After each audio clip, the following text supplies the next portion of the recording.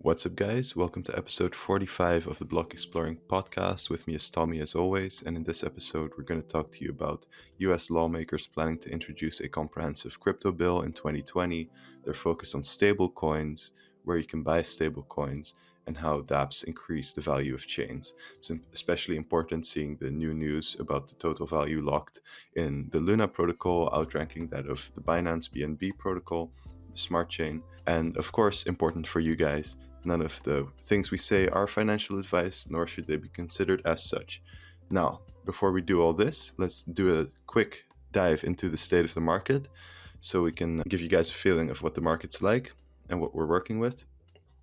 Now, if I look at the charts, if I look at the market, everything is in the green, especially on the past 7 days. It's been a somewhat recovery of a week, and overall there's a bullish sentiment back into the market. If you look at social platforms like Lunar Crush, all these things, they're giving very positive results. We also look at Bitcoin. We see an overall increase of 7% on the 7-day charts. We see Ethereum up 5%. We see Binance BNB up 2% in the past 7 days. We see Solana up 5%. Overall, the top 10, top 20 coins all booming.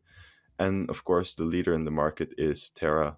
And after Terra, I would say Avalanche. They have been booming for the past few weeks, despite all the downturn in the market. So that's the state of the market. Overall, it seems to be a pretty Merry Christmas. I think definitely with this coming new year, it's very promising to hear that the US lawmakers are planning to introduce a bit of a more actual bill regarding cryptocurrency, more focused bill as well.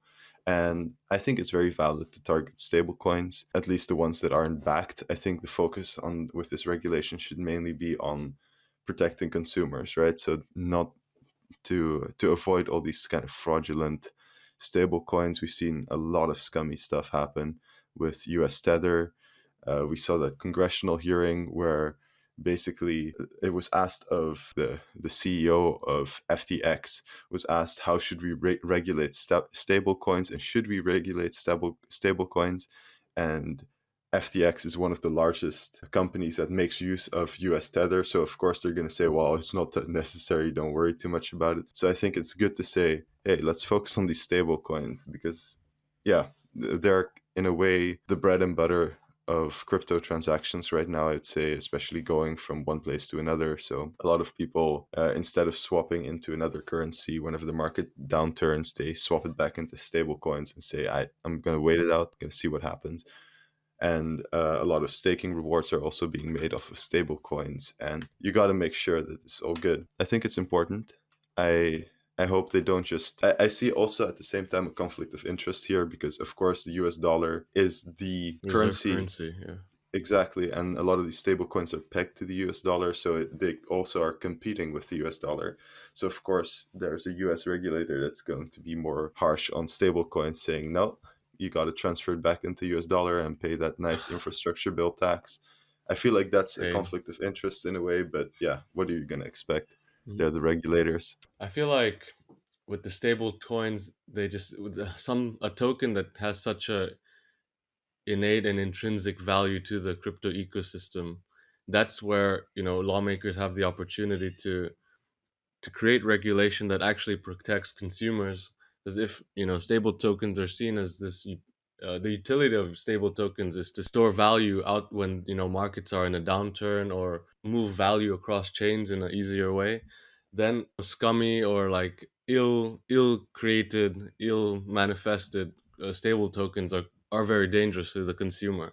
So I would imagine that should be a priority for the U.S. government to regulate properly, and I am interested to see what other aspects of regulation do they think about for crypto moving forward. And I hope that this crypto bill, regulatory bill, gets the sort of attention it deserves, as opposed to what we saw with the infrastructure bill, where crypto regulations just started to become shoehorned into this bigger bill and got lost in the sauce. So I hope Yeah.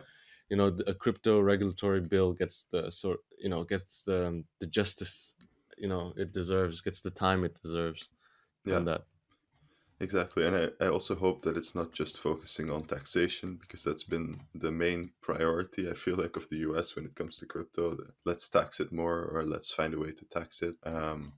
And I hope that they focus more on the actual use rather than creating a new passive income stream for the US government. Yeah, I think it's relevant, and especially now to see this move, and the word on the street, right, is that they're going to focus on stable coins. And as you know, you buy stable coins on decentralized exchanges or sometimes centralized exchanges. Especially now in the current news, we see that Luna, which is of a protocol called Terra, which has about 13 different subtokens of Luna, and a staking mechanism, a savings mechanism called Anchor Protocol, and a lot of this stuff. And they also have a very prominent stablecoin, which is an algorithmic stablecoin. And what that means is that, well, there's an algorithm that pegs the value to the dollar. It's very scalable as well. And that's why Luna is so promising, and US Terra, the stablecoin, is so promising. And we just saw it overlap with the Binance Smart Chain based on total value locked. Now, why is this important? Luna is a decentralized protocol, and the Binance Smart Chain is about as centralized as it can get. And the reason why a lot of people use the Binance Smart Chain is because a lot of people use Binance because a lot of people don't like to pay for gas fees or for these kinds of costs. And on the Binance Smart Chain, it's very low. Luna, I would say the prices are a bit higher than the Binance Smart Chain, but it's very promising to see this development happen. And I think a part of this value of the Luna ecosystem is the amount of dApps and the amount of algorithmic coins that we see on Luna. And as we were talking about it before this episode, Tommy, Mhm. dApps really increase the value of chains, because I feel like to an extent it's the amount of use, the amount of validators, blah blah blah. But then you need utility, Mhm. and we've seen this with Cardano. Cardano has been lagging for the past few months because, well, Yeah. of course, they still haven't enabled smart contracts or anything. And, well, Yeah. dApps, they kind of need smart contracts. That's sort of the issue with Cardano for most people, right? It's that a lot of the token price, and that is sort of this built-in future prospect that dApps are going to be deployed and they're going to be mad, but they've yet to be Hmm. deployed, and I think the market has already built in this value um, unreasonably, because there Yeah. are loads of chains that already offer loads of dApps, and that's where it is, right? That's the whole point of it having a network Hmm. blockchain, is to have dApps and for people to use it. So ADA is lagging back on in that respect, but I think what's an interesting thing to look at is how we have these blue chip dApps that are emerging, and Hmm. these blue chip dApps are finally starting to move into becoming more so interoperable. We see now, like, the biggest news recently was that Uniswap has deployed onto the Polygon chain, which is, I guess, not really the biggest jump, because Polygon isn't that far removed from Ethereum. They're very much connected to Ethereum by an umbilical cord, Yeah. but it's a thing that and it shows that these blue chip dApps are open to moving onto different chains, and I was wondering whether these blue chip dApps will eventually suck volume away from other dexes, for example, in this case, or not. I wouldn't be surprised if QuickSwap on Polygon chain, their volume just went down by a lot, and then Yeah. Uniswap has what's it called, a hockey stick chart showing their volume just skyrocketing on Polygon. Yeah. I mean, I think it's natural in the beginning as well. When new dApps are released onto a chain, people are going Hmm. to run to it, especially dApps that are known, Yeah. and maybe it'll just mellow out as people just then start seeing where it's most optimal to provide liquidity. Hmm. But I think there's something to be said about looking at these blue chips dApps as big institutions, like how we view big Hmm. centralized trading companies, or platforms. uh Yeah. we can see them in the very same light, except they're Yeah. decentralized protocols for the most part. If you look at Uniswap, if you look at how many tokens have been burned on the Ethereum network, Uniswap is like one of the highest, if not the highest, parties that burn a lot of ETH, and that's just based on the transaction volume. And it's pretty wild to see that. And I think definitely that you have this risk of it's almost like competition, right? Several you get several of these dexes, and you have big names like Uniswap that kind of drain because there's a lot of trust uh, when it comes to Uniswap. People have been using it for years. It's just a very respected decentralized exchange, whereas a lot of these smaller things, like I don't know, I personally use Dodo Exchange quite often because it gives you discount if you're staking, etc. It's a very interesting trend to see, and maybe that's also right. We spoke about decentralization in the past episode. I think you should also always worry about these dApps becoming too big, right? And there Okay. being very little competition, and then Mm. basically what you're coming back to is maybe a form of big tech, big swap, and maybe that's like the Yeah, the maybe relation. I that think I that think would be that's maybe a prospect. yeah. Yeah. That's an interesting thought, but yeah, we have to see how decentralization plays into that. The fact that they Hmm. are decentralized protocols like doesn't matter if they become too big because that just means that they're working right.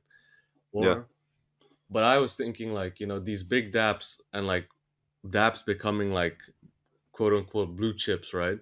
I feel Hmm. like this is what sort of like this is like a progressive move towards the crypto space being seen as less scammy or less Yeah. scam filled than that, as people have more standardized or like blue chips to look towards as evidence of like sound protocols or whatever, because like Yeah. in I mean in traditional I don't know what the word is, but in traditional companies and that there are loads of scams. I mean, there's loads of multi-level marketing schemes. There's loads of scams. Yeah. Businesses doing a scam, a madness, and no one. I mean, people pay. I mean, people do pay attention to them, but very little compared to. But no one's saying like there's the industries are rampant with scams because they're Yeah. obviously like huge companies that you can look to say like, oh, like no one's saying tech industry is a scam because you got the Apples, you got the Samsungs, you got the Googles, Hmm. the Fang who are delivering, right?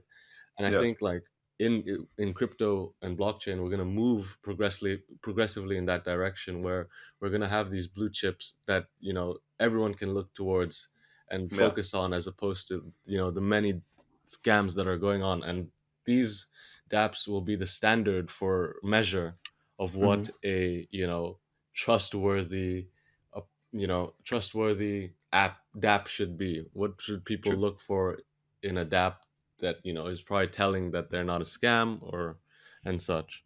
I think you're right about the statement that companies they also scam, and these very large companies do some very scummy, especially with privacy and all these things, Mhm. some scummy stuff, and there's a lot of competition hazard when it comes to these large, especially these it's called GAFAM, like these big tech companies.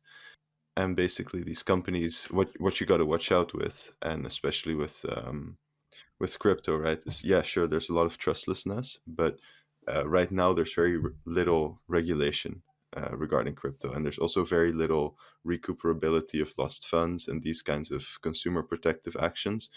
And that's just something I think that needs to grow, and I think it's something that will come in the long term. How I see crypto right now is almost like the gold rush in US history, basically, that everyone was taking the risk, everyone was going to the promised land filled with gold, trying to be there before everyone else. And it's at some point the market becomes saturated. People will move to a more trust-based currency, like the dollar used to be, and that's kind of how it will go. And the legal system will adapt to that, and someone will figure out a way to recuperate lost funds and these kinds of things. And there will be a lot of more there are a lot of new functionality will be added at some point. It's all a moment of speculation, of course, but I think that that's the concern that a lot of people have when it comes to crypto, and I think it's a valid concern in a way. But I think overall we can go into Christmas and the new week and the new year with a feeling of hope that the this new US bill for 2020 will boost confidence in the crypto market, take away a lot of these concerns, regulate stablecoins in a proper way, and yeah, overall help us out. So, with that being said, I hope to see you next Thursday. Take care. Peace. Peace. Take it easy.